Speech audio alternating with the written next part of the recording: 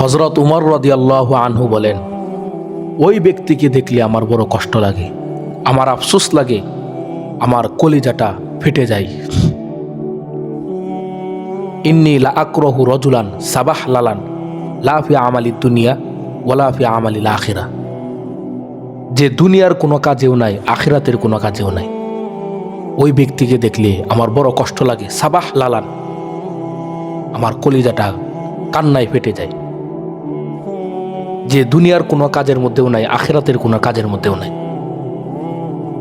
রাসূল আকরাম সাল্লাল্লাহু আলাইহি ওয়াসাল্লাম বলেন, হে যুবকেরা, 5টা বিষয় আসার আগে 5টা জিনিসকে তুমি কাজে লাগাও।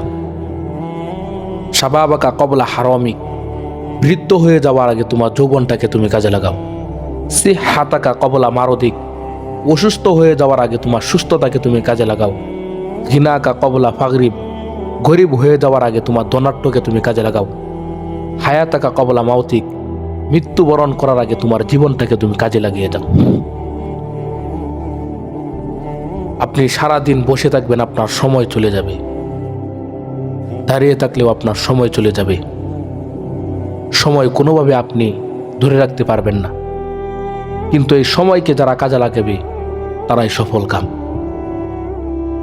অনেক সময় অনেক প্রবাদ বাক্যের মধ্যে বলা হয়ে থাকে, সময় নষ্ট করলে জীবনের 12টা বাজাতে হবে না দেরি, হিসাব বরাবর বুঝিয়ে দিবে সময় এক আজব করি। ভুল করার পর শুধরানোর সুযোগ থাকে না সময়ের অভাবে, তবে অজুহাত দেওয়ার অভ্যাসটা মিশে আছে আমাদের মতো কিছু মানুষের স্বভাবে। কাল কিয়ামতের দিন আল্লাহ পাক রব্বুল আলামিন বনি আদমকে 2টি প্রশ্ন করবেন। যতক্ষণ পর্যন্ত এই প্রশ্নের উত্তর না দিতে পারবে, ততক্ষণ পর্যন্ত সে এক কদম সামনে অগ্রসর হতে পারবে না। তার মধ্যে 1 নম্বর প্রশ্ন হলো, জীবন কোথায় কাটিয়েছ? যৌবনের হিসাব দাও। আন শাবাবিহি ফিমা আবলাহু, যৌবনের হিসাব দাও। যৌবককালে তুমি কি করেছিলে? এজন্য দুনিয়াতে যারা সবচাইতে কর্মজীবী, যারা সবসময় কর্মের মধ্যে লেগে থাকে, আল্লাহ তাআলা সবচাইতে তাদেরকে বেশি ভালোবাসেন।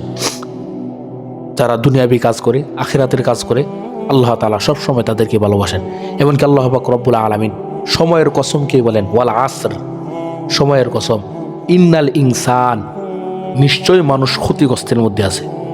ইল্লাল্লাযীনা আমানু, তবে যারা ঈমান এনেছে, ওয়া আমিলুস সলিহাত, আমলে সলেহ, যারা ভালো কাজ করতেছে। ভালো কাজের কথা আল্লাহ পাক রব্বুল আলামিন বলেন, যারা ভালো কাজ করতেছে তারা সফল।